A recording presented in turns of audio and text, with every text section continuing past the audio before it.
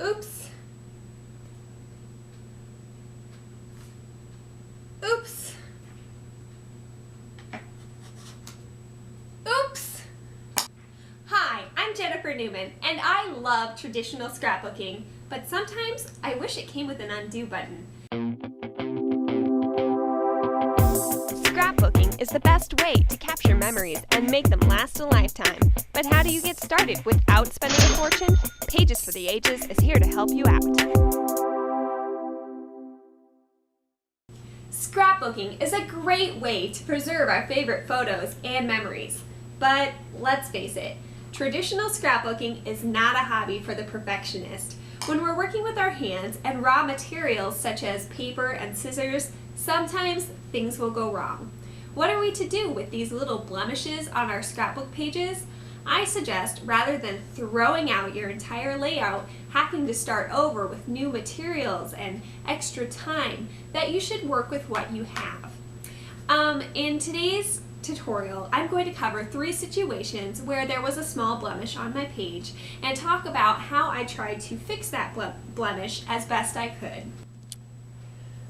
What should you do if you have a stray mark on your page? Here is a live example of that problem. I've been working on this page for my little sister. Here we have a photo of us when we were younger in Mexico. And on this page, I've been trying to bring out a lot of colors such as red and green, which are in the Mexican flag. And the last touch that I had to do on this page before it was complete was to write the word sisters down here and the Spanish word for sisters at the top, hermanas. Well, I was just about complete with this project when someone, who shall remain nameless, bumped my arm and caused me to create this stray mark. So I'm going to bring you closer and we're going to examine the damage. Now, what can I do to fix this problem? Here are 2 suggestions. Number 1, you could add an additional layer on top of the word hermanas and just start anew. So I've used the tearing technique a lot on this page, and I would find a complementing color such as this pastel orange, which brings out the orange here, and I would put this on top. Now, this fix would take a little bit of time because I like symmetry, and I would want to do the same thing for the word sisters down here. Another option is to get the matching paper and to put pretty much a band-aid on top of that. Now, I am fortunate enough to have a piece of that yellow and white speckled paper, which I used for the picture frame. So I'm going to add another layer of this to cover up the mistake. Now, if I decide to add a huge rectangle on top of the word hermanas and start over, that's fine. However, the bigger the piece you use, the more distinct the lines will be for that new layer. So with that in mind, I figure use the smallest piece possible to cover up your mistake. So to do that, I'm just going to add down 1 piece of adhesive and cut out a very small block just to cover the stray mark. So no matter what, it will be visible that there was a mistake, but we move on and we fix it as best we can. What can you do when you've made a mistake cropping your photo? Now, many of you out there probably use the Creative Memories custom cutting system. If you don't, I recommend it. It's a basic tool every scrapbooker should have. The Creative Memories cutting system is basically a series of shapes. You can get circles, ovals, hearts, anything you want. And you buy the Creative Memory blade, which fits into the shape and then allows you to cut photos and paper into those shapes. Now, one of the biggest mistakes that I make with this system is I will not have the pegs correctly inserted into the shape. And if you only have 1 peg in the shape, this is what happens.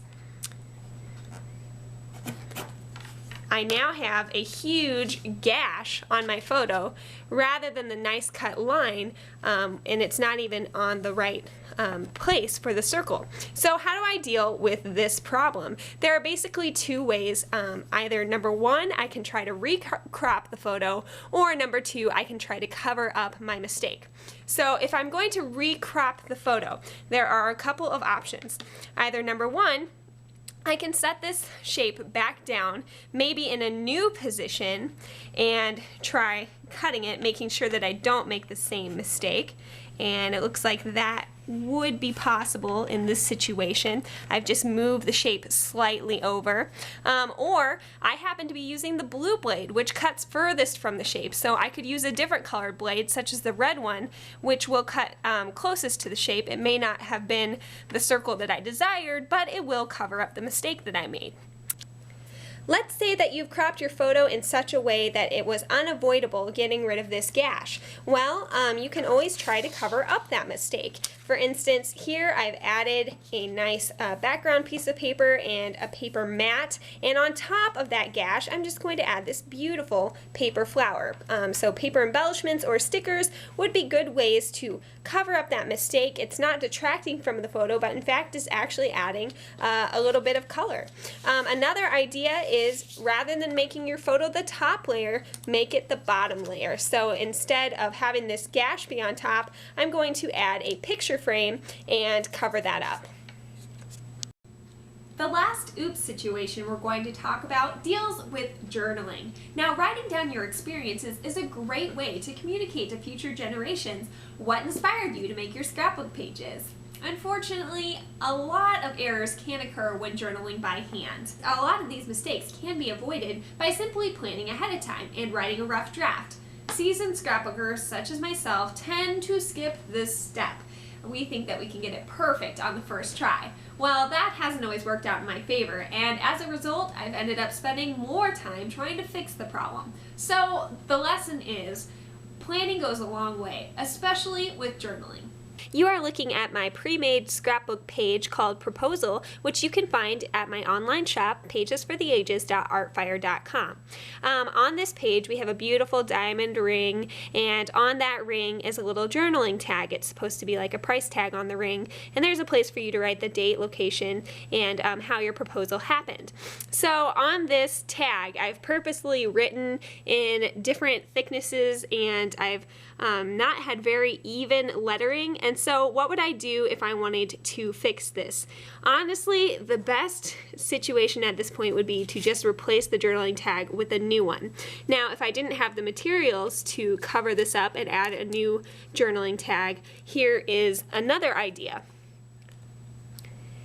Here you can see I've created a whole new look on this tag by using a technique I call ransom note writing. Basically, all you have to do is write down the words that you intend to use for your journaling on different sheets of paper. So if the sentence was, Jake popped the question, every other word would go on the different sheets of paper.